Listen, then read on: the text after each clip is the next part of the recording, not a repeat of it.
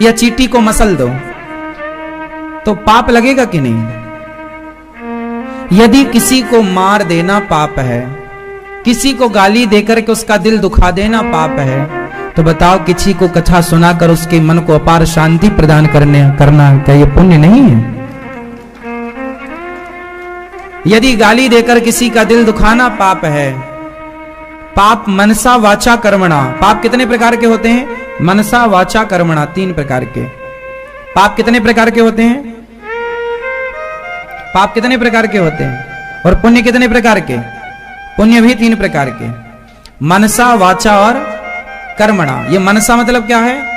मन से आपने सोचा, जैसे आपने मन में सोचा मेरी पड़ोसन बड़ी दुष्ट है, मर जाए, मेरा पड़ोसी बड़ा नालायक, उसने मेरा बुरा किया, सत्यानाश हो जाए इसका। ऐसा कुछ लोग सोचते हैं। ये जो आप कर कुछ नहीं रहे हैं लेकिन सोच रहे हैं, ये मनसा है। अच्छा, आपने मन से ये सोचा मेरा पड़ोसी बहुत गरीब है, हे भगवान उसकी बेटी का अच्छे से ब्याह हो जाए, मेरा पड़ोसी बड़ा गरीब, उसको खूब धन मिल जाए, खूब सुखी हो जाए, भगवान उसको भी घर दें। ये आपने मन से या तो उसके बारे में गलत सोचा या तो मन से उसके बारे में। और पड़ोसी मैंने एक एग्जाम्पल दिया, किसी भी तरह से आप सोच सकते हैं। जो आप मन से सोचते हैं अच्छा या बुरा, तो अच्छा सोचना पुण्य है और बुरा सोचना पाप है। तो मनसा ये है, मन से सोचा हुआ कोई भी आपने किया कुछ नहीं, बस सोचा। तो इसलिए सोचो तो अच्छा सोचो। मन से किसी के बारे में गलत सोचना भी पाप है। यहां बैठी लड़कियां, यहां बैठी स्त्रियां, यदि किसी के लिए भी मैं मन में भी ये सोच लूं, गलत भाव सोच लूं, या आप सोच लीजिए किसी भी पुरुष के लिए, आपने उसको छुआ नहीं लेकिन सोच तो लिया, तो वो सोचना भी पाप है। ये भी पाप है। ये कौन सा पाप है? मनसा। ये पाप है। और अच्छा सोचा है आपने कि भगवान, मन से आपका भला हो, भगवान इसके सुखी रखे, इसका अच्छा हो सब, तो ये पुण्य है। अब दूसरा चलते हैं, मनसा वाचा। वाचा मतलब वाणी से। आपने किसी को अच्छे शब्द बोल दिए कि तुम चिंता ना करो हम तुम्हारे साथ हैं, वाणी से किया गया पुण्य और वाणी से किया गया पाप। आपने किसी को जलील कर दिया, किसी को गाली दे दी, तो बताओ उसका दिल दुखा के नहीं? और दिल दुखा तो वो आपके लिए दुआ देगा कि बद्दुआ देगा? फिर वो पाप है कि नहीं? भाई मैं आपको गालियां देने लग जाऊं, आपका अपमान करने लग जाऊं, तो निश्चित ही आपके अंदर से मेरे लिए बद्दुआएं निकलेंगी या किसी के लिए, वो पाप है। और अच्छा, मैं आपको अच्छा कहूं, आप वाकई अच्छे हैं और आपको अच्छा कहूं, आपके काम को समाज में रखूं कि आपने ये काम किया, ये सुंदर किया, और आपकी समाज में जय जयकार हो, तो आप खुशी हो जाएंगे, आपका रोम रोम मुझे आशीर्वाद देगा, वो पुण्य है। अपनी वाणी से किसी, अच्छा ये बताओ, आप अपनी वाणी से किसी को खुश भी कर सकते हैं और किसी को दुख भी दे सकते हैं, ये बात सही है या गलत है? आप अपनी वाणी से किसी को खुश भी कर सकते हैं और किसी को दुख भी। कहते हैं गोली के घाव भर जाते हैं पर बोली के घाव नहीं भरते। तो बोली मार डालती है। अरे बोली ने महाभारत करा दिया। अंधों के अंधे होते हैं, यही तो बोली थी माता द्रौपदी, हाँ या ना? तो बोली ही तो लग गई। कैकई, मंथरा ने बोली, कैकई को बोला ही तो, बोल के भड़का दिया, बोल की तो भड़काया, वो शब्द ही तो बोली थी ना मंथरा ने कैकई को। तो मनसा वाचा, मंथरा के वाचा ने राम को वनवास भेज दिया। बोलो हाँ या ना? मंथरा के वाचा ने राम को, तो वाचा में ताकत है या नहीं? शब्दों में बड़ी जान होती है मेरी माँ, इन्हीं से आरती अरदास और आजान होती है मेरी माँ। यही समुंदर के वो मोती हैं जिनसे इंसानों को पहचान होती है मेरी माँ। ये शब्दों में बड़ी जान होती है। ये शब्द हमारी और आपकी दोस्ती भी करा सकते हैं और ये शब्द हमारी और आपकी दुश्मनी भी करा सकते। इसलिए मनसा वाचा और तीसरा है कर्मणा। मैंने आपके लिए कुछ सोचा नहीं अच्छा बुरा, मैंने आपको कुछ बोला नहीं अच्छा बुरा और सीधे आपके पास जाके मैंने एक तमाचा जमाया आपके गाल में, तो ये कर्मणा है। मैंने कर्म कर दिया, आपको मार दिया। और मैंने आपके बारे में कुछ सोचा नहीं, आपके बारे में कुछ बोला नहीं, पर मुझे लगा कि आप भूखे हैं तो मैं रोटी लेकर गया और आपके सामने मैंने रख दी। आपको जरूरत थी रोटी की। एक कर्म यह है कि मैं इन हाथों से आपके लिए रोटी लाऊं और एक कर्म यह है कि मैं इन हाथों से आपके गाल में तमाचा मारूं या इस हाथ से डंडा लेकर जाऊं और आपके पांव में मार दूं, आपकी टांग तोड़ दूं या आपका सिर फोड़ दूं। एक तो यह है कि आप डंडे से किसी का जीवन समाप्त कर दें या फिर मरते हुए को इन्हीं हाथों से रोटी देकर उसको जीवन वापस दे दें। तो ये कर्म से ही ना हो रहा है, तो डंडा मार के किसी को मार देना वो पाप है और किसी भूखे को मरते को रोटी दे देना इन्हीं हाथों से ये पुण्य है। तो मनसा, मेरे संग दोहराओ, याद रखना ये सारी चीजें। मनसा, जोर से मेरी मां, मनसा वाचा कर्मणा, 3 पाप हैं और 3 ही पुण्य है। या तो आप मन से कोई पुण्य करते हैं या पाप करते हैं, या तो आप वाणी से कोई पुण्य और पाप करते हैं, या फिर कर्म से पाप और पुण्य करते हैं। चौथा कोई रास्ता नहीं है। पाप और पुण्य करने के कितने रास्ते हैं? 3। कौन कौन से? इसलिए हाथ जोड़ो एक बार और अब बोलो मेरे संग, मेरे साथ साथ, हे प्रभु, हे नाथ, हमसे, हमारी वाणी से, हमारे मन से, हमारे कर्म से कोई पाप ना हो। हे नाथ, हमसे मनसा वाचा कर्मणा कोई पाप ना हो। सदा हमारा मन आपके चरणों में लगा रहे, सदा हमारी वाणी आपका गुणगान गाती रहे और सदा हमारा शरीर आपकी और आपके भक्तों की सेवा में लगा रहे। हमारा शरीर का कर्म आपकी और आपके भक्तों की सेवा में हो। हम सपने में भी, स्वप्न में भी अपने मन वाणी कर्म से किसी का दिल ना दुखाएं। इसलिए हमारी मैया श्रीमती रेणु बख्शी जी, ये आपने मैया जो पुण्य का कार्य किया है, आपने भगवान का भी दिल जीत लिया। आपकी ही तरह हर बेटी को अपने माँ बाप के लिए कुछ ना कुछ सोचना चाहिए। अभी 27 जनवरी को भागवत जी के पोथी पाठ होंगे। आप भी अपने पितरों के लिए, अपने घर की सुख शांति और समृद्धि के लिए भागवत जी के पोथी पाठ करा सकते हैं। श्री ऋतु जलान, श्री कैलाश जलान जी, कहाँ मैया? आप। बेटी श्री कौशीन बख्शी जी, दामाद जी श्री विधान जी, श्री नितिन बख्शी, पूजा बख्शी जी, रजनी, रीता, रोमिला, शशि जी,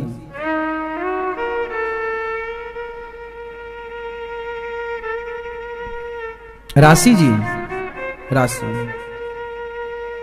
स्वर्गीय श्री त्रिलोकीनाथ बख्शी जी, शारदा बख्शी जी, जवाहरलाल बख्शी जी, जानकीनाथ बख्शी जी, जनक रानी बख्शी, वैद्यलाल बख्शी जी, ललिता बख्शी जी, काशीनाथ बख्शी जी, कमला रानी बख्शी, ओमकार नाथ बख्शी जी, किशनी बख्शी जी, समस्त बख्शी परिवार, दयानंद कॉलोनी, लाजपत नगर, दिल्ली की पावन धरा से आप सब आए हैं और सब परिवार कथा का आनंद ले रहे हैं। कथा अच्छी लग रही है कि नहीं आप लोगों को?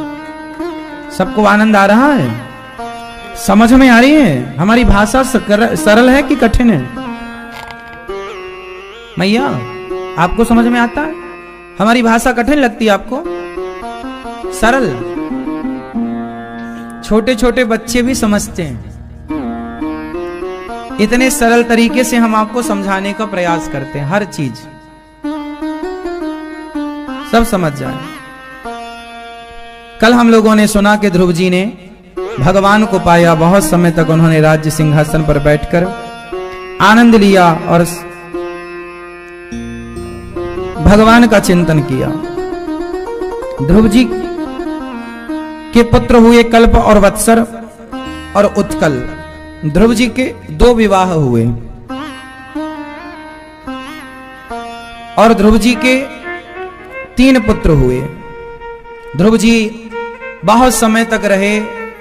अपने भाई, उनके भाई उत्तम को यक्षों ने मारा तो ध्रुव जी ने यक्षों से लड़कर उन्हें मारना चाहा।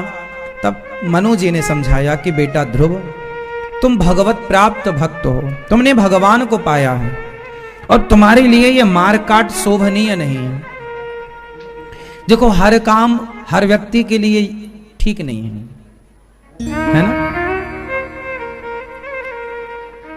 जुआड़ी जुआ खेले तो ठीक भी है, पर अनिरुद्धाचार्य जुआ खेले तो ठीक नहीं है।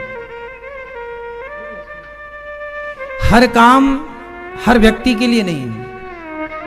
आपकी अपनी गरिमा भी तो देखो कि आपकी गरिमा क्या है, आपका समाज में आदर कितना है, आपसे समाज सीखेगा क्या। इसलिए आप ना अपनी तुलना दूसरों से जो करते हैं ये गलत करते हैं। आप जो, अब कुछ लोग भारत की तुलना अमेरिका से करते हैं। यार अमेरिका तो इतना मांस खाता है, अमेरिका तो इतनी शराब पीता है। भारत की तुलना अमेरिका से नहीं हो सकती। भारत की तुलना जापान, लंदन, पेरिस से नहीं हो सकती। भारत भारत है। भारत विश्व गुरु रहा है और विश्व गुरु जो है,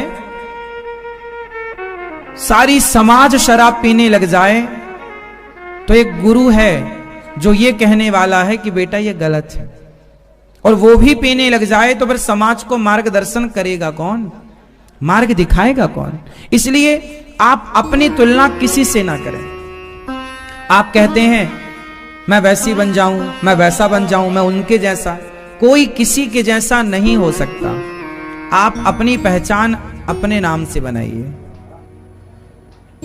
आप अपने को आगे कीजिए।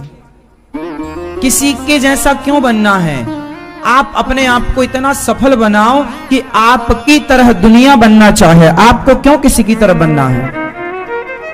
इतना सक्सेस करो अपने आप को, इतना मेहनत करो, इतना तपो, इतना आगे बढ़ो कि दुनिया आपकी तरह बनना चाहे। आपको क्यों किसी की तरह बनना है। अपने को किसी से कंपेयर मत करो। तुलनात्मक जो दृष्टि है वही गलत है। हमें अब जैसे हमारे देश में एक बात आपने सुनी होगी, बहुत लोग ऐसे हैं जिनकी आर्थिक स्थिति अच्छी नहीं है, लेकिन फिर भी बैंक से कर्जा ले लेकर के शौक में गाड़ियां खरीद लेते हैं, कर्जा ले लेके बड़ा बंगला बना लेते हैं, और बाद में चुका नहीं पाते, बैंक आके नीलामी कर देती है। ये क्यों होता है। देखा देखी में उसको लगता है मैं तेरे से कम हूं क्या, तो 20 लाख की गाड़ी लाया तो मैं भी लाऊंगा, भले कर्जे से लाना पड़े। भैया उसका बजट था तो 20 की लाया, तेरे बजट 10 का है तो तू 10 की ले लेना। 10 की भी तो गाड़ी मिलती है, और तेरे को जाने ही कहां, सब्जी खरीदने तो जाना है और रिश्तेदारों के यहां जाना है। 20, 25, 50, 100 किलोमीटर दूरी तक गाड़ियां, ठीक है 200 किलोमीटर जाना और क्या जाना। हमारे यहां एक कहावत है, जितना चादर है उतना ही पांव पसारो। आप इस फॉर्मूले को भूल गए। देखा देखी इतनी ज्यादा है कि आदमी उस देखा देखी के कारण कर्जे में डूबा है। बाहर से बड़ा बंगला, बड़ी गाड़ी तो दिखती है, पर भीतर से आदमी खोखला है, कर्जे में डूबा है, परेशान है, न ठीक से सो पा रहा है न ठीक से खा पा रहा। अरे बिंदास जिंदगी जियो, क्या जरूरत है तुम्हें इतना कर्जा लेने की।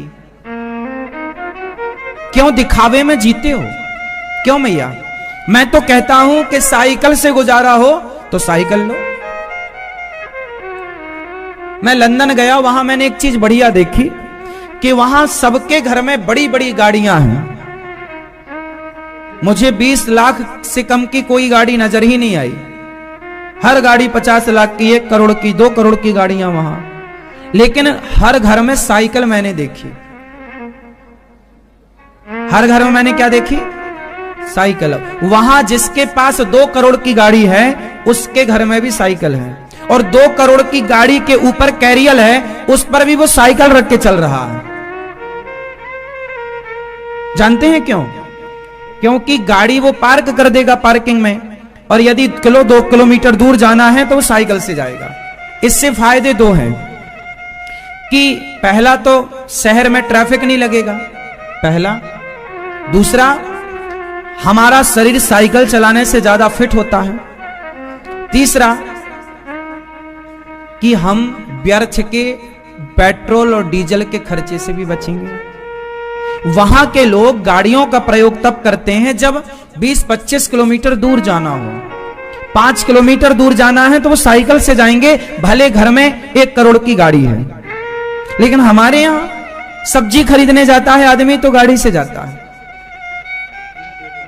आप बताओ, भारत में सब्जी खरीदने कौन साइकिल से जाता है? सब एक्टिवा से जाते हैं, 2 व्हीलर से जाते हैं। जिसके पास जो 2 चक्के की गाड़ी है वो उससे जाते हैं। आपके घर से यदि सब्जी की दुकान 1 किलोमीटर दूर है तो 1 किलोमीटर जाना, 1 किलोमीटर आना, 2 किलोमीटर। तो पेट्रोल डीजल का खर्चा हुआ कि नहीं? चलो अब तो बैटरी की गाड़ियां आ गई, फिर भी बिजली का खर्चा है। उत्तम क्या है? साइकिल। कोई खर्चा नहीं, एक बार खरीदो साइकिल। और इससे क्या होगा? आप जिम जाते हैं, जिम में 5,000, 8,000, 10,000 रुपए महीना देते हैं, और जिम में भी जाके साइकिल ही चलाते हैं। तो साइकिल यहीं चला लो ना, सब्जी लेने चले जा, मूर्ख आदमी कहीं के। मतलब नहीं, आजकल आदमी को देखा देखी में मरना है, व्यर्थ के खर्चे हैं, सादगी खत्म हो गई। आज का इंसान केवल देखने दिखाने का है। मेरी मां भीतर से खोखला है, कर्जे में डूबा। एक आदमी के पास बड़ी गाड़ी, बड़ा बंगला, वो कर्जा बोले 50 लाख का कर्जा, 1 करोड़ का कर्जा। आग लगे तेरे इस गाड़ी बंगले में, इतना कर्जा। महाभारत में घटना घटी, आपने सबने सुनी होगी। एक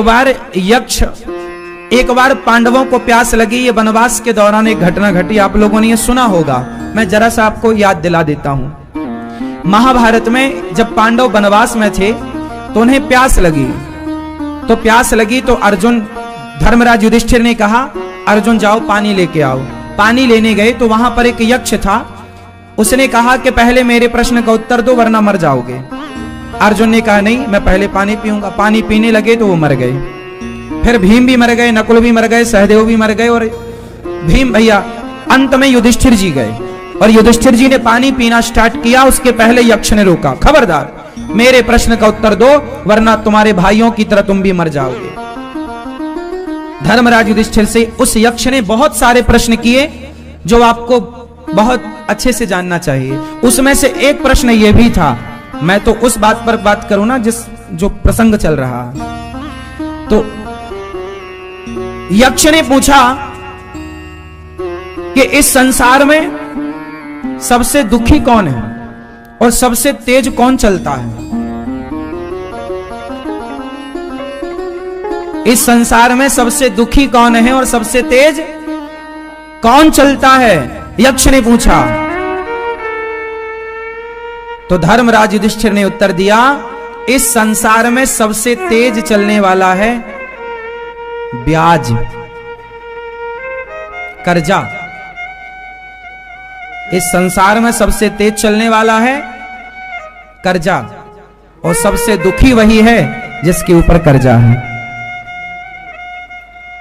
सुखी वो है जिस पर कोई कर्जा नहीं।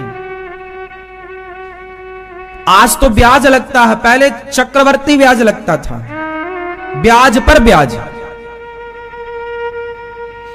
हमारे देश में से कितने लोग हैं जिन्होंने 5,000 रुपए लिए और 10,000 चुका दिए, फिर भी 5,000 का कर्जा जस की तस है।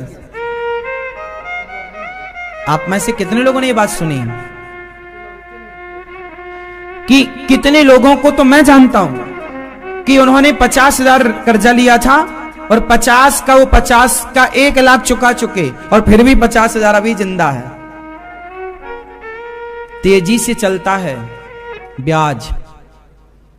इसलिए पहले के लोग देखो, कर्जा ले, बैंक यदि लोन देती है तो बैंक से लोन लेना चाहिए, पर अपनी क्षमता के अकॉर्डिंग, अपनी क्षमता के अनुसार।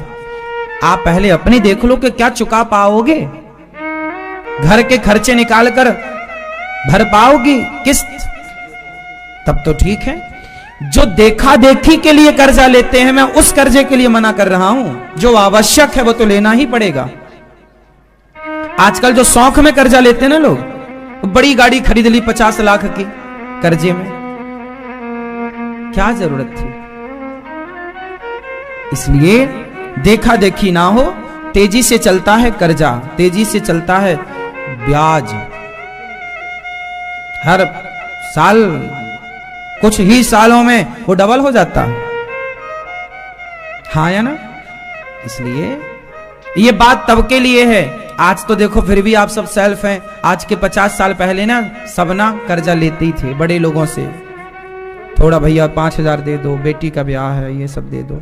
तो कर्जे से चलता था, तो उतना ही लो जितना जरूरत है, और 2 रोटी कम खाओ। हम तो कहते हैं नमक रोटी खाओ, चटनी खा लो टमाटर की, पर कर्जे की हलवा पूड़ी मत खाओ।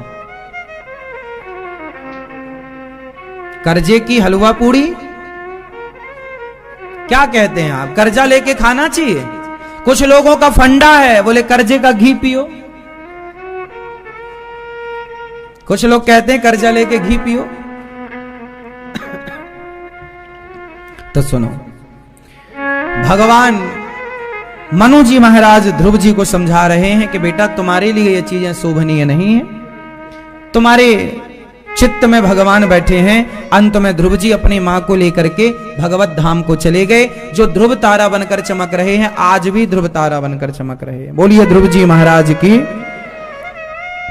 इन्हीं के वंश में अंग हुए, फिर बैन हुए, फिर पृथु हुए, जिन्होंने 10,000 कान मांगे। प्राचीन बरही को नारद जी ने उपदेश किया। प्राचीन बरही नाम के एक राजा थे। अब सुनो एक सुंदर सी कहानी। भागवत में जितनी कथाएं हैं, ये सारी कथाएं आपके जीवन से मिलती कथाएं। ये कथाएं आपकी ही कथाएं। अब एक प्राचीन बरही की कथा आती है भागवत जी में, वो सुनो ध्यान से। एक राजा था, नाम था प्राचीन बरही। वो यज्ञ करता था और उस यज्ञ में बहुत सारे पशुओं की बलि चढ़ाता था, बहुत सारे जानवरों को मारता था और बोलता था कि भाई ये तो हमारी परंपरा है। अब जैसे अब देखो ये कथा आपसे कितनी मैच कर रही है। आज भी भारत में बहुत सारे लोग हैं जो देवी देवताओं के नाम पर हिंदू लोग बकरा चढ़ाते हैं। बहुत लोगों के घर में बलि चढ़ती है। अब ये आप लोगों को सुनना चाहिए कि इस पर भागवत जी में क्या लिखा है, ध्यान से सुनना। प्राचीन बरही नाम के एक राजा थे, यज्ञ करते थे, बहुत सारे पशुओं की, बकरा बकरियों की खूब बलि चढ़ाते थे, भैंसा की बलि चढ़ाते थे, निर्दोष जीवों को मार देते थे। एक दिन नारद जी आए। नारायण नारायण। नारद जी ने कहा प्राचीन बरही कैसे हो? प्राचीन बरही बोले अच्छे हैं। तो नारद जी ने कहा ये बताओ, तुम यज्ञ कर रहे हो, इतना बड़ा पुण्य का कार्य कर रहे हो, तो ये निर्दोष जानवरों को क्यों मार रहे हो? क्या अपराध है?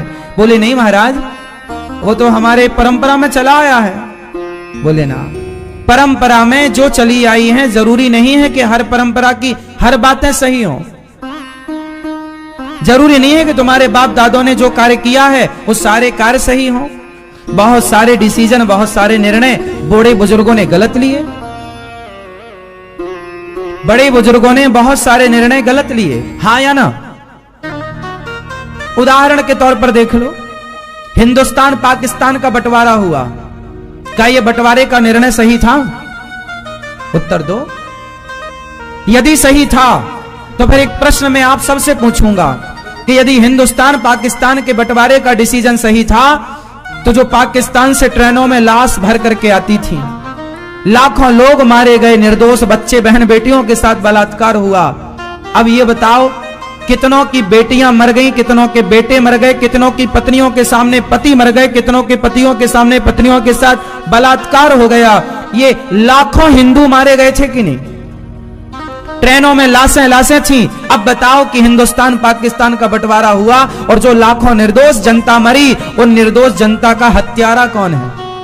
उत्तर दो, कौन है हत्यारा?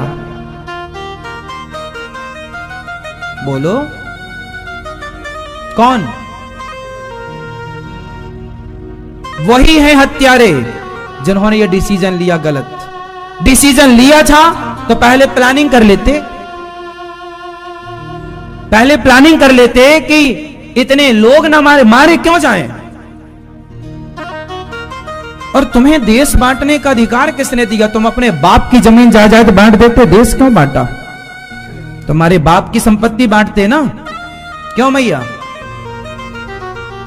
ये बताओ कि आप अपने बच्चों को अपनी संपत्ति बांटते हो अपने बाप की, या गांव भर की बांट देते हो? बोलो, गांव की संपत्ति बांटने का अधिकार आपको है, या सिर्फ अपने बाप की संपत्ति बांटो जो तुम्हारे बाप ने तुम्हें दिया, तुम वही अपनी औलाद को दे दो, बच्चों को दे दो, गांव भरे का थोड़ी बांट लोगे। अब बताइए, बड़े बुजुर्गों ने ये जो डिसीजन लिया, हमारे बड़े बुजुर्गों ने, गलत था या सही था? सही था या गलत था? जोर से। गलत था। तो बड़े बुजुर्गों के कुछ लिए गए निर्णय गलत हैं या नहीं? उसी तरह बड़े बुजुर्गों ने जो ये निर्णय लिए कि बकरे को काटना चाहिए, ये निर्णय भी गलत है कि बकरे को बलि चढ़ाओ। ये सारे निर्णय गलत, सारे डिसीजन गलत। ये बड़े बुजुर्गों की जो गलत परंपराएं हैं, समाप्त करो। लाखों हिंदुओं की हत्या, हत्यारा कौन है? अपने अंतर मन से पूछना, अपने हृदय में हाथ रख के पूछो इस प्रश्न का उत्तर कि उस समय की जो घटना घटी, देश जब बंटवारे की आग में झुलसा और लाखों हिंदू जो निर्दोष मारे गए, उसका हत्यारा कौन? उस हत्यारे को ढूंढो, कहां है? आपके आसपास ही होगा।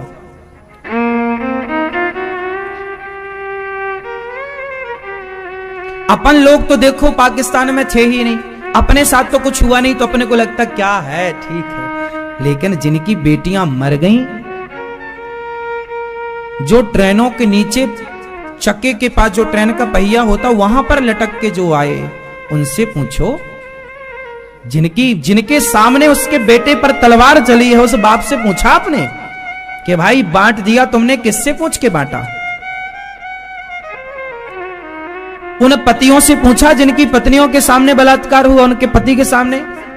उस बाप से पूछा जिसके बाप के सामने बेटियों के साथ बलात्कार हो गया, जिनके घरों में आग लगा दी गई, जिनका सारे जीवन का जमा पूंजी बेचारों की छीन ली गई?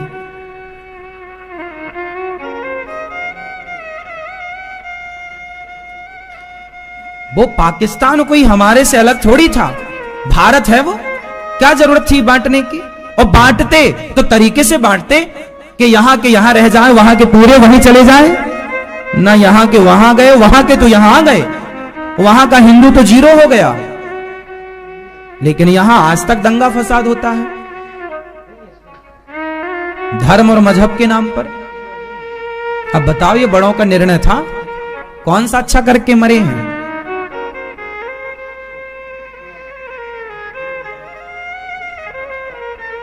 लाखों हिंदुओं की हत्या का अब ये हत्यारा कौन है? वो आप मुझे उत्तर देना, इसका उत्तर मुझे नहीं मिला आज तक।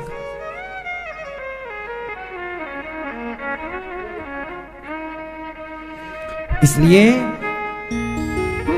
बड़े बुजुर्गों के हर डिसीजन सही है, मैं ऐसा नहीं मानता। कुछ नियम गलत बने हैं, जैसे बकरे को मारना इत्यादि।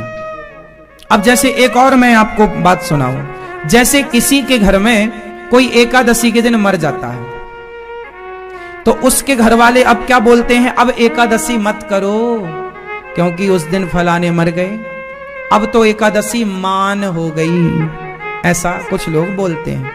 अब ये परंपरा जो है ये सही है?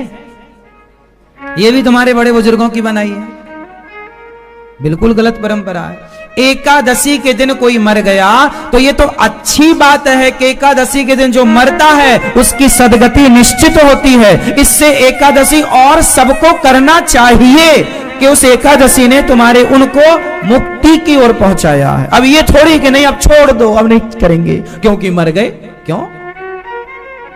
क्यों मरोगे नहीं क्या? एकादशी, द्वादशी, त्रयोदशी, चतुर्दशी कभी तो मरोगे। कौन सी अमर होके आए हो?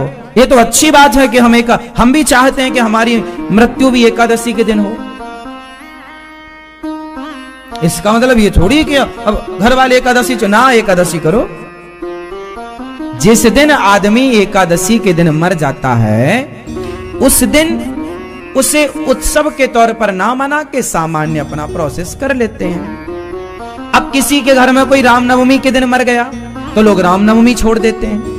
किसी के घर कोई जन्माष्टमी के दिन मर गया, अरे हमारे यहाँ तो जन्माष्टमी नहीं होती। अब कोई दीपावली के दिन मर गया, बोले हमारे यहाँ दिया नहीं जलता। क्यों? एक बोले दीपावली के दिन मर गया। अरे मरने वाला तो मरता ही। अब 90 साल का हो गया, 95 का मरेगा नहीं? हाँ बिल्कुल मरेगा। ठीक भी है, मरना भी चाहिए। तो तुम दिया दल जलाना क्यों छोड़ रहे हो? अरे तुम्हें छोड़ना ही था तो तुमने ये क्यों नहीं छोड़ा कि भाई आज के दिन हमारे यहाँ मरे हैं, आज के दिन हम झूठ नहीं बोलेंगे, आज के दिन हम छल नहीं करेंगे, आज के दिन हम कपट नहीं करेंगे, आज के दिन हम गलत काम नहीं करेंगे। गलत काम एक ना छोड़ा और दीपावली और अमावस्या और एकादशी छोड़े बैठा है, होली त्योहार छोड़े बैठा है। बोले आज हम रंग नहीं लगाएंगे महाराज जी। क्यों? बोले हमारे दादाजी मर गए थे। तो दादाजी कह के गए थे कि रंग ना लगाना।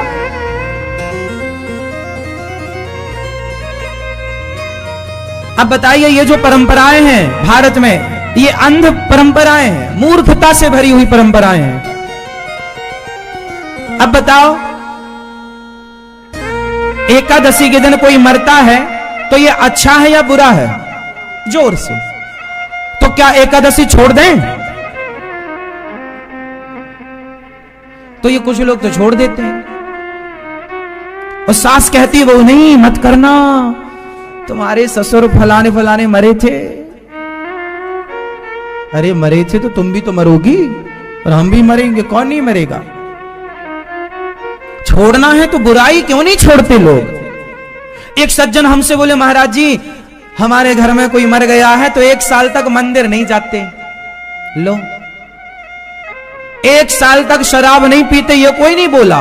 1 साल तक मुर्गा नहीं खाएंगे, ये कोई नहीं बोला। 1 साल तक मंदिर नहीं जाएंगे, इतना मूर्ख।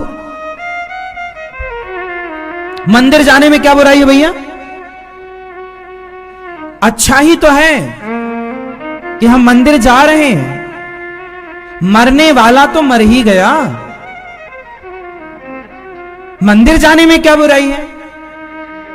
बुराई जिसमें है, क्या शराब तुमने छोड़ दी कि 1 साल तक अब शराब नहीं पिएंगे? क्या आपने झूठ बोलना छोड़ दिया कि 1 साल तक अब झूठ नहीं बोलेंगे?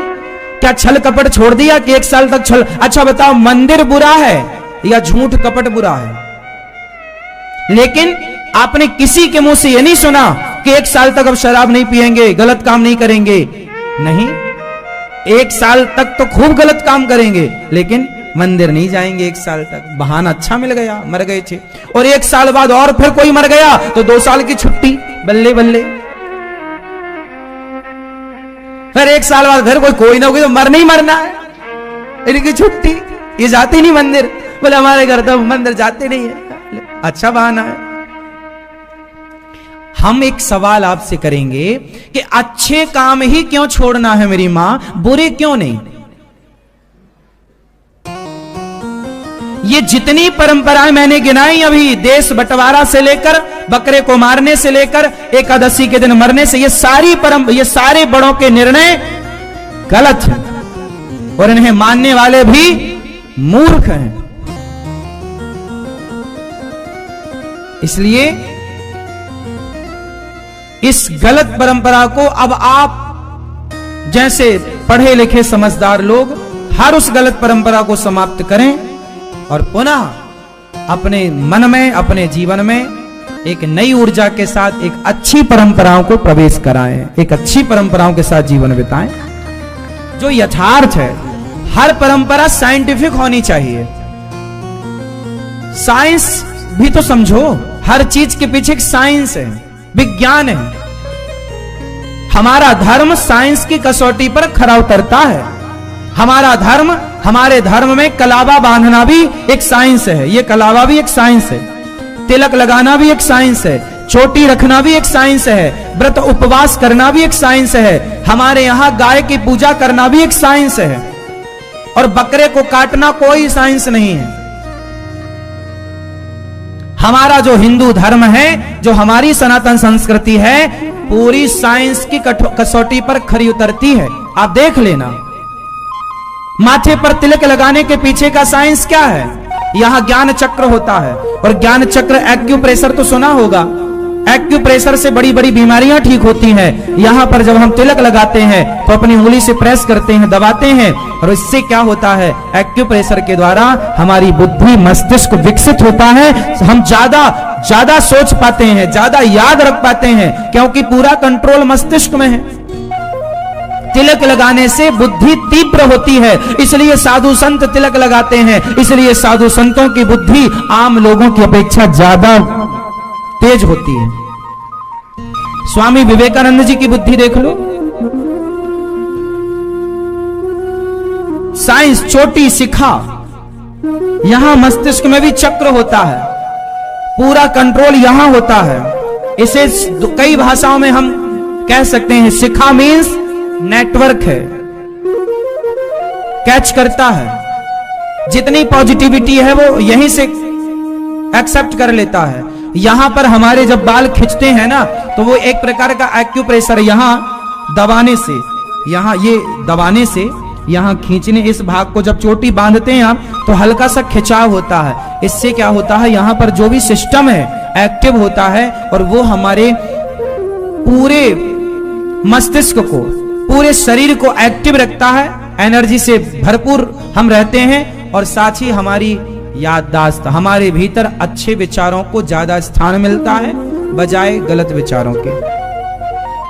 साइंस है हर चीज का। यूं ही थोड़ी पंडित जी, चाणक्य ने शिखा नहीं बांधी तब तक, जब तक नंद का नाश नहीं कर दिया, क्योंकि अपमान किया, चोटी पकड़ के निकाला बाहर। सुना होगा ये सब चरित्र, आपने सुने होंगे। फिर चोटी, चाणक्य के पास शिखा थी, हाँ या ना? शिखा कितनी बड़ी होनी चाहिए? शिखा गौ माता के खुर के बराबर होनी चाहिए। गौ माता का खुर कितना बड़ा होता? इतना बड़ा होता। इतनी बड़ी शिखा होनी चाहिए, मस्त। पहले के बच्चे गुरुकुल में पढ़ते थे, शिखा होती थी, तिलक होता था, बढ़िया होते थे बच्चे। हाथ में कलावा क्यों बांधते हैं? बात, पित्त, कफ की नाड़ियां यहां से गुजर रही हैं। हाँ, या डॉक्टर क्या पकड़ता है? यही तो नब्ज पकड़ता। ये देखो, यहां सब कुछ यही कंट्रोल है पूरे बॉडी का, हाँ या ना? बात, पित्त, कफ, जो तीनों शरीर का जो मेन जड़ है, वो बात, पित्त, कफ है। इसी से पूरा वैद्य जो है, डॉक्टर लोग यदि नसों का ज्ञान रखते हैं, नाड़ी का ज्ञान रखते हैं, तो वो यहीं से पकड़ लेंगे कि आपको बीमारी क्या है। और यहीं पर कलावा बांधने की परंपरा है। तो कलावा क्यों बांधते हैं? क्योंकि यहां कलावा बांधने से, जब इसमें प्रेशर पड़ता है, इसको बांध के रखने से यहां पर जो चीजें हैं ना, बात, पित्त, कफ, जो बारीक सिस्टम है, वो कंट्रोल में रहता है। आपने देखा होगा पुरानी जो गाड़ी थी ना, पुरानी गाड़ी मतलब वो गांव में जो सवारियां लेकर चलती थी, उसका इंजन कैसे स्टार्ट होता था? 3 बार उसे रस्सी से बांधो और फिर खींचो, 1 2 3 बार भट भट भट भट चालू हो जाती थी, हाँ या ना? तो रस्सी से इंजन चालू हुआ कि नहीं? हाँ, जब आज का साइंस का बनाया इंजन रस्सी से चालू होता था, तो ये कलावे से भी हमारा इंजन चालू रहता है। इसलिए इससे चालू रहे हमारा इंजन, हमारा सिस्टम ठीक रहे। बहुत बारीक साइंस है। मैं आपको क्या समझाऊं, क्या क्या समझाऊं? बस ठीक है, ये कलावा बांधना भी साइंस है। तो हर चीज साइंटिफिक है हमारे सनातन संस्कृति में। इसलिए आप जो ना बकरा काटना परंपरा बनाए हो, एकादशी के दिन मर गया तो नहीं करना, ये सारी गलत है।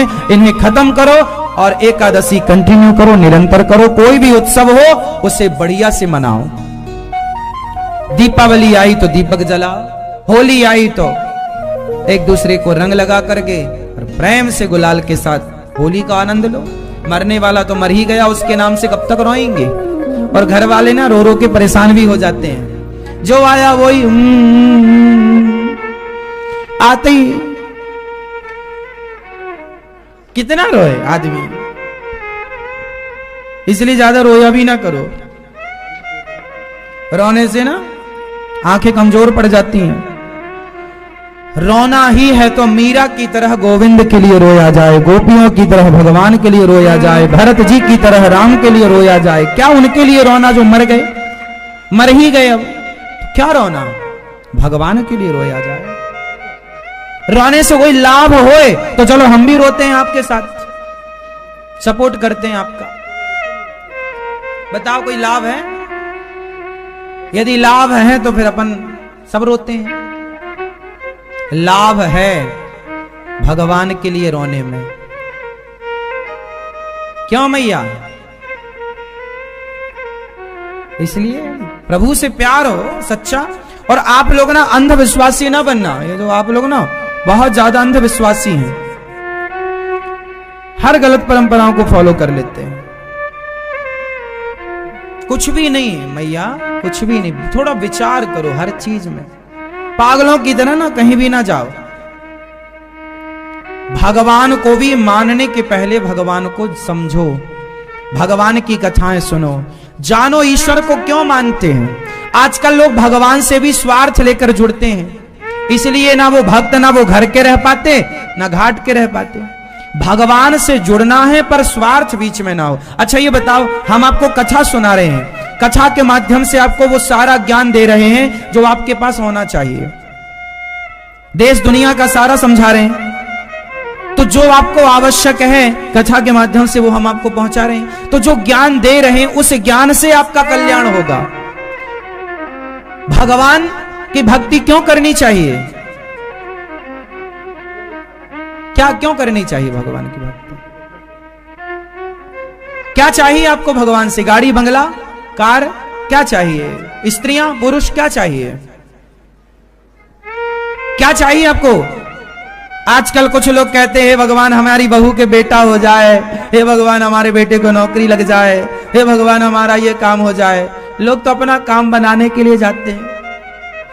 भगवान कोई बिजनेसमैन नहीं है, भगवान ये सब काम नहीं करते। तो फिर आप कहोगे महाराज जी हम किससे कहें? किससे क्यों कहना है? बेटे की नौकरी उसके मेहनत से लग जाएगी, तुम उससे कर्मशील बनाओ खूब। भगवान ने गीता में लिख दिया, कह दिया कर्मण्येवाधिकारस्तु, कर्म कर, खूब मेहनत कर, अच्छी प्लानिंग कर, तेरी नौकरी लग जाएगी। रोने से क्या होगा? महाराज जी आशीर्वाद दे दो भगवान नौकरी लग जाए। आशीर्वाद से नौकरियां लगती तो सबकी लग जाती। नौकरियां आशीर्वाद, इसी से अंधविश्वास का जन्म होता है, इसी से समाज में आप लोगों का शोषण स्टार्ट होता है। क्योंकि आप लोगों को कुछ चाहिए है। एक मैया गौरी गोपाल आई, ये 2 साल पुरानी बात है। एक मैया गौरी गोपाल आई, बोली महाराज जी हम बहुत दुखी हैं। हमने कहा मैया भगवान की शरण में रहो, भगवान सबका दुख दूर करते हैं। द्रौपदी का दुख किसने दूर किया? कोई इंसान दुख दूर कर सकता तो द्रौपदी के सामने धनुर्धर अर्जुन थे, गदाधर भीम थे, गुरु द्रोणाचार्य थे, पितामह भीष्म थे।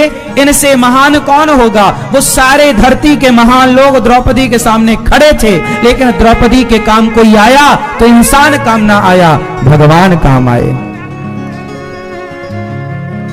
इंसान किसी के काम आ सकता है, सामान्य जरूरतें इंसान पूरी कर सकता है, लेकिन आगे इंसानों का बस नहीं चलता। जब तुझसे ना सुलझे तेरे उलझे हुए धंधे, तब भगवान के इंसाफ पे छोड़ दे ए बंदे। वही तेरी मुश्किल आसान करेगा, जो तू ना कर सका वो भगवान करेगा। एक बार उस पर छोड़ो, एक बार भगवान के तो बनकर जियो, भगवान पे विश्वास तो करो। भगवान के पास भिखमंगे बनकर ही क्यों जाना है? हे भगवान ये दे दो वो क्यों दे दें? क्यों मांगना है? मांगना ही क्यों है? क्या जरूरत है? जितना है क्या उतने में गुजारा नहीं है? एक मैया मेरे पास आई, महाराज जी हम बहुत परेशान हैं, कोई कृपा करो, आशीर्वाद दो। मैंने कहा मैया भगवान का नाम जपा करो, जिन्होंने द्रौपदी का दुख दूर किया वही तुम्हारा भी दुख दूर करेंगे, उनका नाम जपो। बताओ मैंने सही कहा कि गलत कहा? अब वो मैया नहीं महाराज कोई आशीर्वाद दो। मैंने कहा मैया नारायण श्रीमन नारायण का जाप करो। वो मैया को मेरे से संतुष्टि नहीं मिली, वो बाहर आई तो बाहर उससे कोई बाबा जी मिल गए। वो अब रोने वाले तो सबके आगे रोते हैं, उन्हें लगता कहीं ना कहीं तो हो ही जाएगा। वो मैया बाबा के आगे रोई, एक सच बाबा मैं बड़ी दुखी हूं। बाबा बोले चलो तेरा भी दुख दूर करते हैं। बोले खर्चा लगेगा 2500 रुपए का। हाँ हाँ लगेगा, ले लो। उसने 2500 रुपए लिए और ले गया कहीं एक जंगल में, और जंगल में ले जाके उसका मोबाइल उसका पर्स छीन के उसे 2 थप्पड़ जड़ के भाग गया। हो गया सारा दुख दूर। फिर रोती रोती आई, महाराज जी वो तो पैसे भी लेके भाग गया, वो कोई चोर था, बाबा जी बना घूम रहा था रावण जैसा। रावण भी तो साधु बन के आया और सीता मां को ही चुरा के ले गया और उसके पर्स वर सब लेके भाग गया। अब लो, आजकल के लोगों को भगवान पर भरोसा नहीं है। यदि उसे मेरी बात पर भरोसा हो जाता कि भगवान ही दुख दूर करेंगे और भगवान के आश्रित हो जाती तो उसके साथ ये घटना भी ना घटती और उसका दुख दूर भगवान जरूर करते। लेकिन नहीं, उसे तो नहीं हमें तो कोई तुरंत दुख दूर करो। ऐसे जब तुम्हें दुख दूर कराना है तो दुख दूर करने वाले भी बहुत बैठे हैं, जाओ हो जाएगा। जब तुम लूटने को तैयार हो तो लूटने वाले को दिक्कत क्या है? क्यों जी? तो समाज में जो कुरीतियां फैली हैं वो उसकी कहीं ना कहीं उसके जिम्मेदार आप भी तो हैं। आपको भगवान से प्रेम नहीं है, आपको स्वार्थ है। और दुख याद रखना, दुखों से घबराना मत। इस धरती पर पैदा हुए हो तो दुखों के संग जीना सीख लो। एक आदमी का नाम बता दो जिसके जीवन में दुख ना हो। भगवान राम को भी दुख उठाना पड़ा, दुनिया का दुख हरने वाले भगवान को भी दुख आन पड़ा। किसे दुख नहीं आया? माता सीता को। आप जितनी स्त्रियां बैठी हैं बताओ, आप लोग ज्यादा दुखी हैं या सीता मां के जीवन में ज्यादा दुख था? आपका दुख तो कुछ भी नहीं है उनके आगे, लेकिन आप चिल्लाती हम तो बड़ी दुखी बड़ी दुखी बड़ी दुखी। और ये सबसे ज्यादा हमारी मैयाएं लोग परेशान हैं, स्त्रियां ये ज्यादा अंधविश्वास की शिकारी बनती हैं। ये बहुत भागती रहती हैं, इन्हें भगवान पे भरोसा नहीं है। बस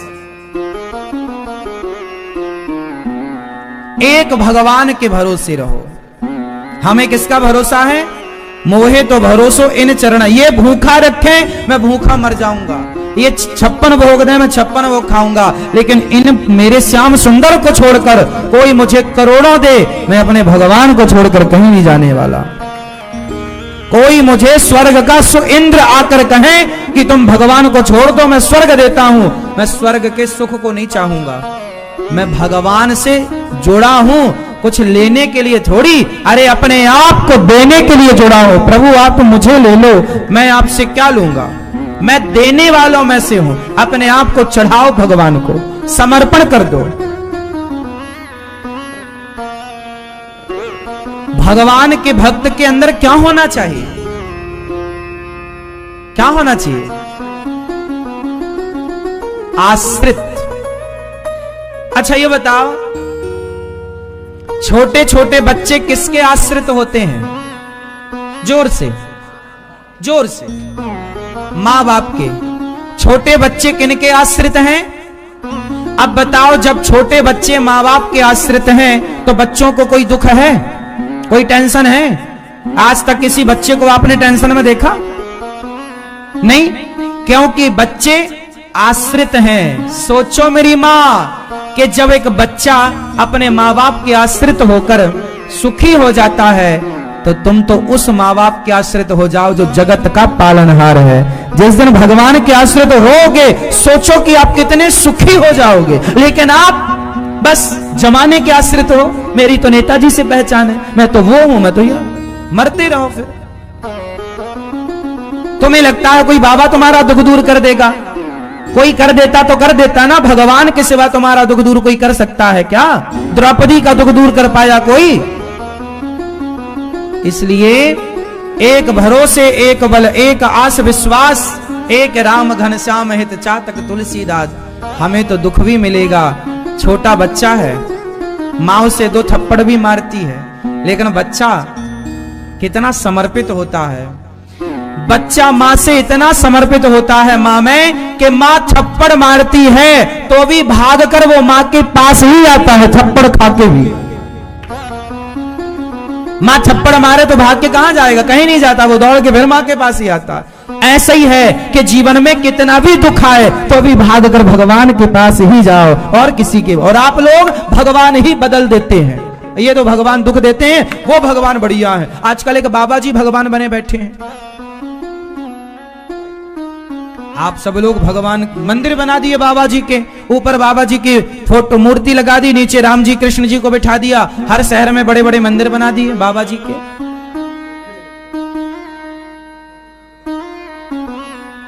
क्या है ये?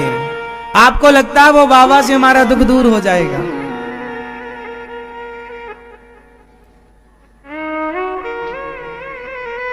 ये तो ऐसे ही बात हो गई कि एक पत्नी अपने पति के साथ थी और बोली कि नहीं मेरा पति अच्छा नहीं, तो उसने पड़ोसन से दोस्ती कर ली, पड़ोसी से दोस्ती कर ली। अब बताओ, जब पति है आपका तो आपको पड़ोसी को ताक झांक करने की क्या जरूरत है? जो स्त्री अपने पति के होते पराये मर्द को देखे वो नारी सही है? बोलो मेरी मां। उसी तरह जो अपने भगवान के होते हुए किसी और को भगवान माने वो भक्त सही कैसे हो सकता है? भगवान एक है, कोई दूसरा नहीं हो सकता। लेकिन आज अमर अकबर एंथोनी नाम की एक पिक्चर आई, उस पिक्चर से एक भगवान को लॉन्च किया गया था। हाँ या ना?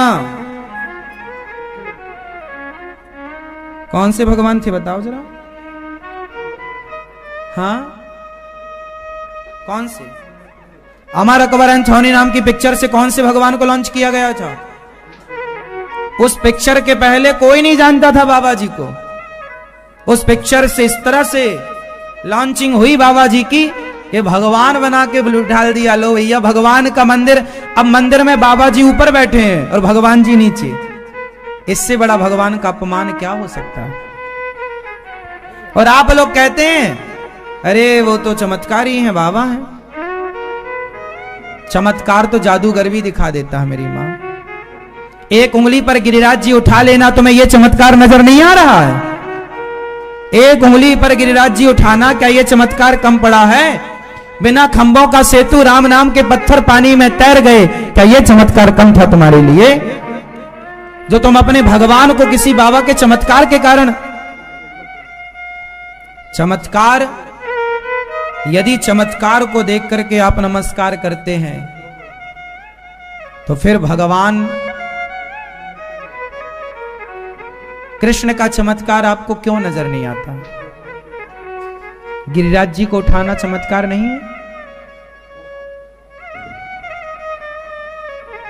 जंगल में, जेल में जन्म लेकर के और जेल से छूट करके और देवकी मां से जाकर के यशोदा मां तक पहुंच जाना और कन्या को लेकर फिर आए वसुदेव जी, तो फिर जेल की बेड़ियां और हथकड़ियां लग जाना।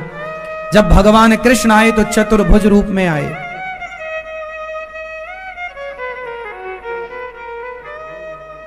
मैं बात कर रहा हूं साईं बाबा की।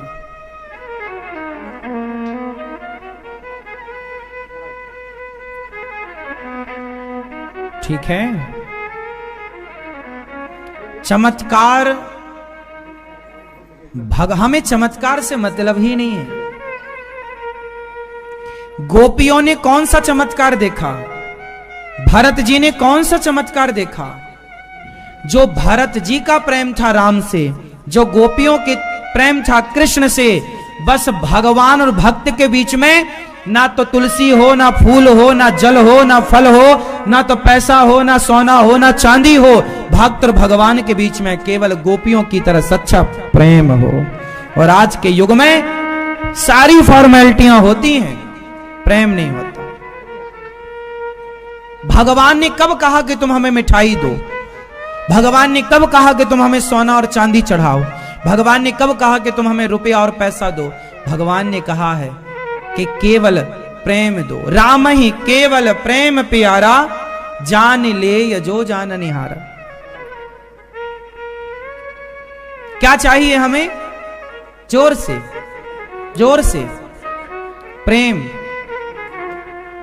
इसलिए प्रेम करो भगवान से।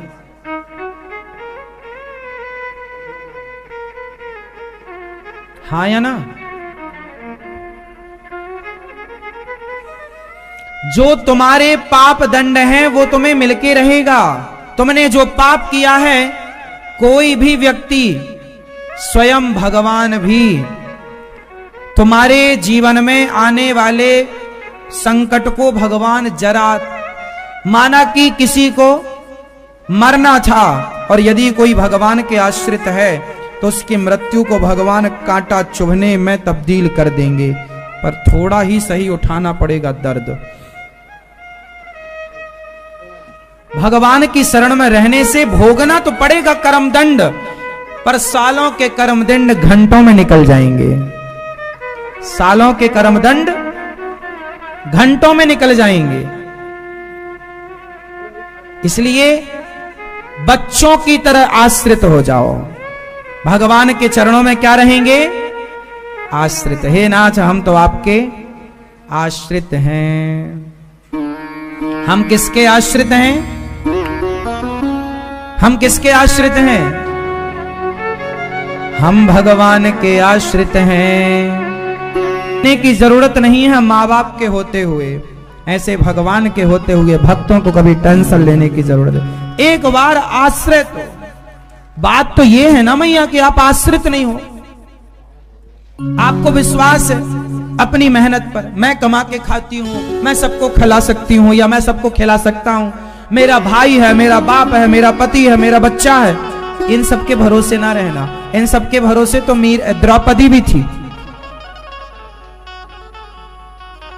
श्याम सुंदर तब तक नहीं आए जब तक द्रौपदी पति को बुलाती रही।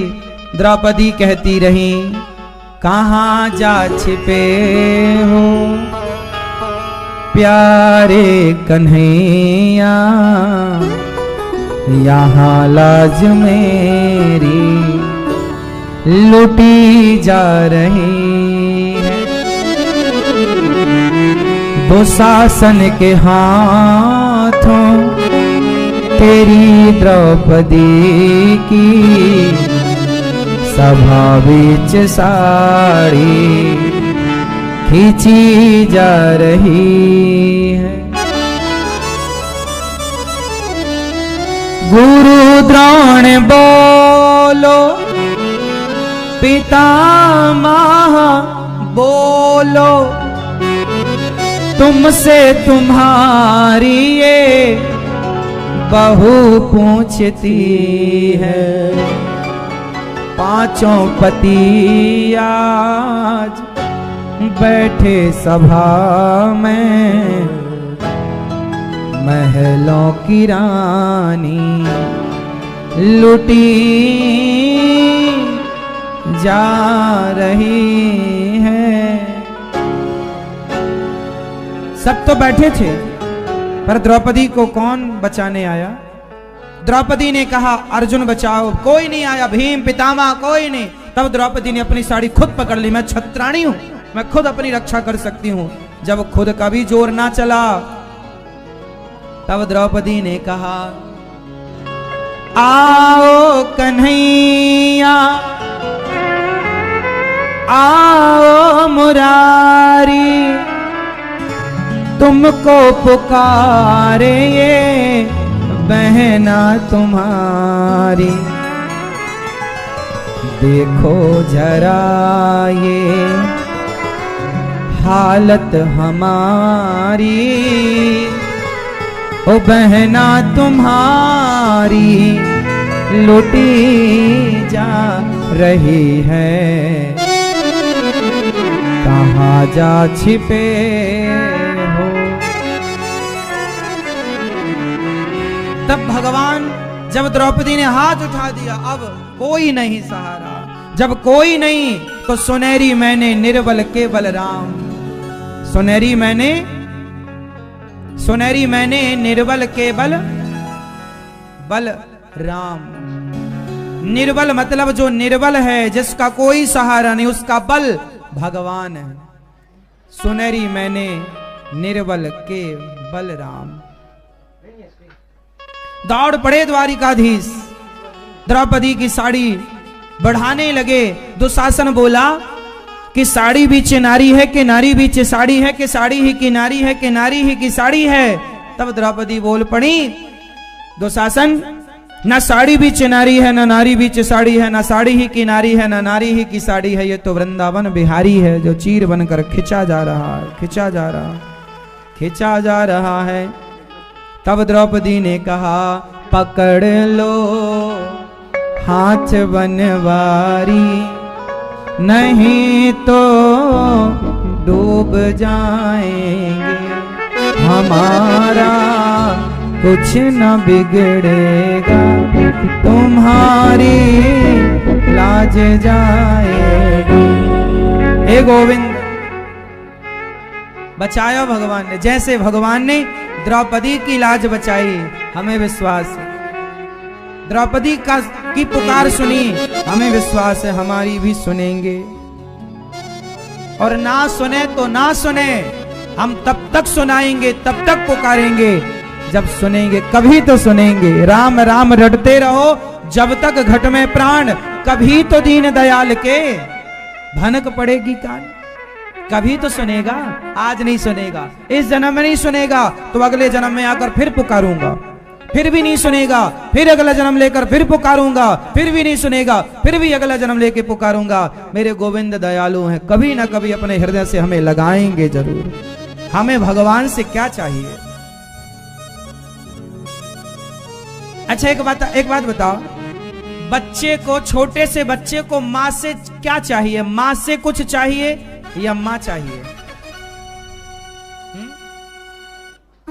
छोटे से बच्चे को माँ से चाहिए कुछ या माँ को चाहिए? माँ से चाहिए या माँ को चाहिए? हाँ? छोटे से बच्चे को माँ से चाहिए या माँ को चाहिए? छोटा सा बच्चा क्या चाहता है? माँ से कुछ चाहता है या माँ को चाहता है? छोटे से बच्चे को आप कहो कि मैं तुम्हें 1 करोड़ रुपए दूंगा, तुम अपनी मां को छोड़ दो, वो 1 करोड़ को लात मार के मां की तरफ भागेगा। वही बच्चा, सोचो, छोटा सा बच्चा पर्याप्त है हमें सिखाने के लिए, पर हम इतने मूर्ख हैं, सीखते ही नहीं। जैसे छोटा सा बच्चा अपनी मां से क्या चाहता है? मां को चाहता है। एक छोटा सा बच्चा है, वो अपनी मां के साथ सोता है,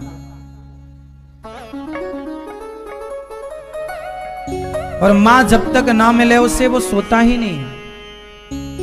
नींद आएगी तो रोएगा और रो के मां को खोजेगा। मां आएगी, कोई और सुलाए तो नहीं सोता, कोई और खवाए तो नहीं खाता, किसी और की गोद में चुप नहीं रहता, लेकिन मां को देखते ही पता नहीं उसे क्या मिल जाता है, रोना भी भूल जाता है, चुपचाप सो भी जाता है। पता नहीं क्यों मां की गोद।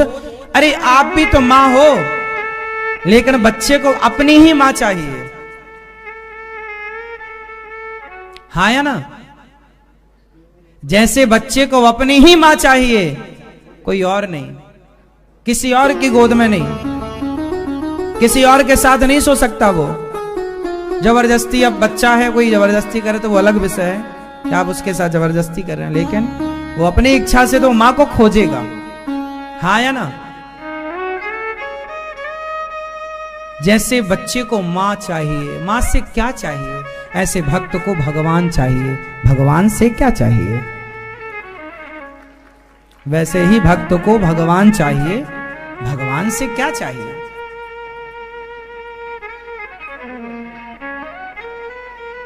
भगवान इसलिए भगवान को छोड़कर किसी की शरण में क्यों जाना। लिखा है और देवता चित्त न धरई, हनुमत से यह सर्व सुख। हाँ, और देवताओं को चित्त में रखने की जरूरत भगवान।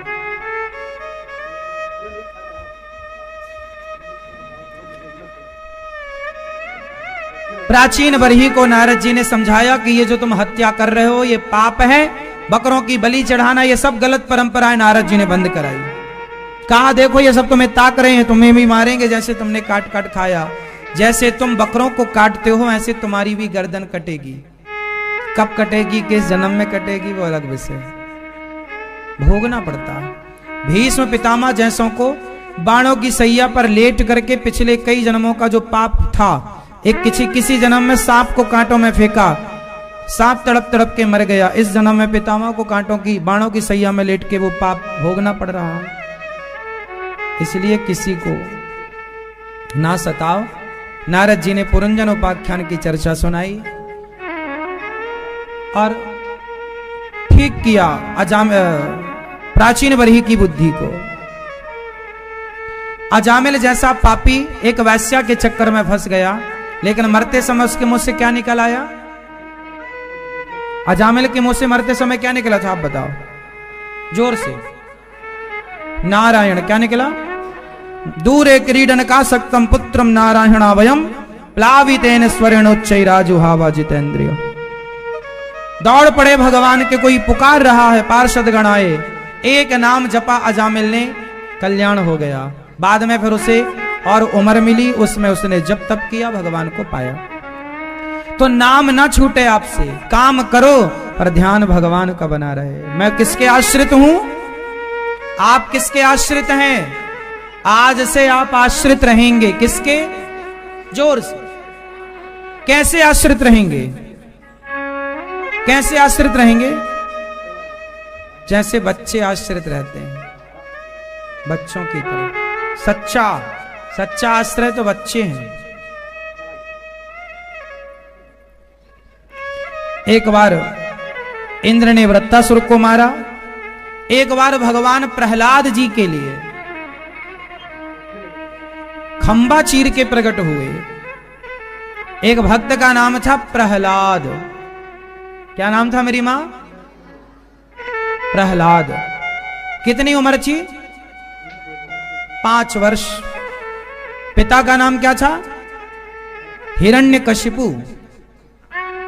हिरण्यकश्यप भी कहते हैं।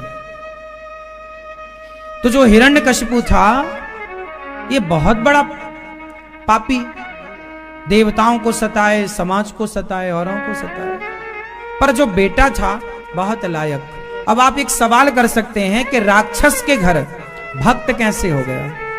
तो ये राक्षस के घर भक्त होने की भी एक कथा है, और वो कथा इस तरह से है कि एक बार जब हिरण्यकश्यपु तपस्या करने गया हिमालय, और वहां जाकर तप करने बैठा, तो देवताओं ने नारद जी से कहा कि हे नारद जी, ये ऐसे मुहूर्त में तप करने बैठा है कि इसका तप पूरा होगा तो ये अमर हो जाएगा, किसी के मारे नहीं मरेगा, आप इसका तप भंग करो।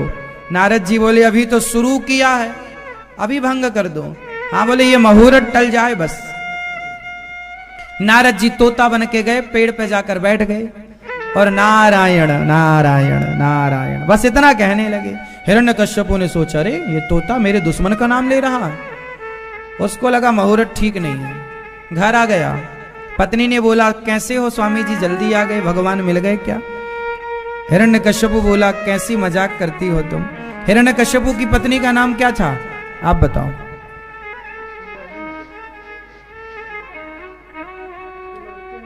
क्या नाम था, कयाधु। कयाधु से पूछा, हिरण्यकश्यपु ने कहा कि कैसी मजाक करती हो, इतने जल्दी थोड़ी तब पूरा होता है, तो आ कैसे गए। अरे बोले तोते पर एक पक्षी आया, पेड़ पर एक पक्षी आया और बोला नारायण नारायण नारायण। कयाधु ने सुना कि मेरे पति पहली बार नारायण नारायण बोल रहे हैं, मौके का फायदा उठाया, पानी लेकर गई। स्वामी जी क्या बोला था उस तोते ने, बोला नारायण। फिर भोजन परोसने गई, क्या बोला? बोला नारायण नारायण। फिर रोटी, एक रोटी और रख दूं क्या? हाँ रख दो। क्या बोला था तोते ने? मैं भूल गई। नारायण नारायण नारायण। शाम हुई, फिर रात हुई, थोड़ा दूध गिलास भर पिलाया। क्या बोला था स्वामी जी तोते ने? नारायण नारायण।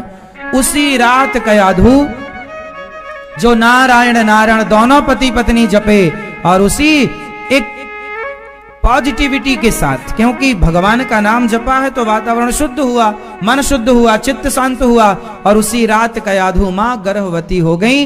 और उनके गर्भवती होते ही हिरण्यकश्यपु चला गया तप करने। इंद्र आते हैं और कयाधु का अपहरण कर लेते हैं कि तेरे गर्भ में जो बच्चा है उसे मैं मार दूंगा, क्योंकि ये भी राक्षस का बेटा राक्षस। तब नारद जी ने रोका, ना, इसके गर्भ में भक्त है। नारद जी अपनी कुटिया ले गए कयाधु को, वहीं कथा सुनाए। तो नारद जी के द्वारा कही गई बातें कयाधु तो भूल गई, पर गर्भ के बच्चे में वो संस्कार भक्ति के पड़ते रहे नारद जी के द्वारा। कयाधु भूली नहीं। कयाधु ने कहा, महाराज मेरा बच्चा पैदा होगा तो उसे बहुत खतरा है, ऐसी कृपा करो कि जब तक मेरे पति तप करके ना लौटें तब तक मेरा बच्चा पैदा ना हो। 10,000 वर्षों के बाद जब हिरण्यकश्यपु लौटा, तब नारद जी ने ऐसा अपने तप से ऐसा कार्य कर दिया कि जब तक पति नहीं आएगा तब तक तुम्हारा पुत्र गर्भ में ही रहेगा। तो हजारों वर्षों तक, जब तक हिरण्यकश्यपु आ नहीं गए, तब तक प्रहलाद जी अपने मां के गर्भ में ही भगवान का चिंतन करते रहे, हजारों वर्षों तक। उसके बाद जब हिरण्यकश्यपु आया तो पैदा हुए। हिरण्यकश्यपु बोला, ये अच्छी बात है कि मैं आया और बच्चा हो गया, शुभ है। पर प्रहलाद जी तो हजारों साल मां के पेट में नाम जप कर चुके थे उस समय। अब आप ये आश्चर्य ना मानिए कि आदमी की उम्र तो 100 साल ना, उस समय लाखों वर्ष उम्र होती थी। उस समय व्यक्ति की उम्र कितनी होती थी? लाखों। रावण ने कई लाख वर्ष तक शासन किया है, कई लाख वर्ष। दशरथ जी ने हजारों वर्ष तक शासन किया है। भगवान राम ने 13,000 वर्षों तक शासन किया है।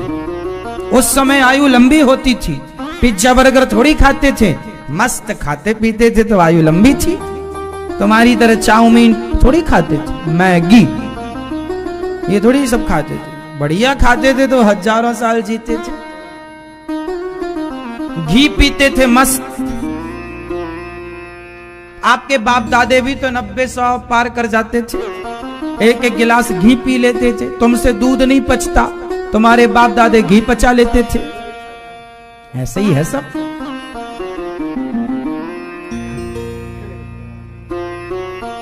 प्रहलाद जी तो संस्कार लेकर आए, नारायण नारायण जपने लगे। एक दिन हिरण्यकश्यपु ने कहा, मेरा बेटा किसी का नाम ले रहा, यहां ये तो दिन भर क्या बोलता रहता कुछ अंदर अंदर। पिताजी आप भी बोला करो। क्या? श्रीमन नारायण श्रीमन नारायण। अब नारद जी की तो चेला है प्रहलाद जी, और नारद जी क्या जपते हैं? नारायण नारायण। और प्रहलाद जी भी क्या जपे? श्रीमन नारायण हरि हरि हरि हरि शरणम हरि शरणम। अब नारद जी, अब प्रहलाद जी ने जब नारायण जपा, हिरण्यकश्यपु ने कहा, हे भगवान ये तो मेरा दुश्मन का नाम जप रहा है। बेटा तुझे किसने बताया? पिताजी यही सत्य है। हिरण्यकश्यपु बोला, छोड़ दे मेरे दुश्मन का नाम वरना तुझे मार दूंगा। प्रहलाद जी बोले, पिताजी जिसने मां के पेट में रक्षा की है वही यहां भी रक्षा करेगा। तुम्हारे मारे मैं ना मरूंगा, और मौत होगी तो मर जाऊंगा।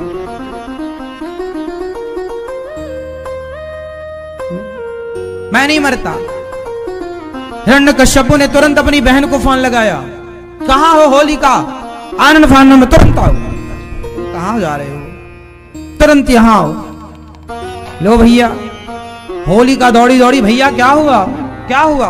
बोले तुम्हारा भतीजा उद्दंड हो गया है, मेरे दुश्मन का नाम बहुत जप रहा है। एक काम करो, तुम्हें अग्नि ने वरदान दिया है ब्रह्मा जी ने कि तुम्हें अग्नि जलाएगी नहीं, जरा तुम बैठो। होलिका बैठ गई, प्रहलाद को गोद में बोले से मार दो, ये सही नहीं है बच्चा, ये मेरे दुश्मन का नाम जपता है, बड़ा नारायण नारायण जपता है। हिरण्यकश्यपु ने प्रहलाद जी को होलिका की गोद में दे दिया और होलिका जलने लगी। लेकिन संयोग देखिए, कि भक्त प्रहलाद होलिका की गोद में भी सलामत रहे। और जिसे वरदान था कि आग नहीं जलाएगी, उसे वरदान इसलिए मिला था कि कोई आग में जल रहा हो तो तुम बचा लेना, इसलिए थोड़ी दिया था कि तुम किसी को आग में लेके बैठ जाना। और जब आप अपने पावर का दुरुपयोग करते हैं तो भगवान वो पावर आपका छीन लेते हैं और आपका नाश हो जाता है। इसलिए होलिका जल गई और प्रहलाद जी बच गए। तब से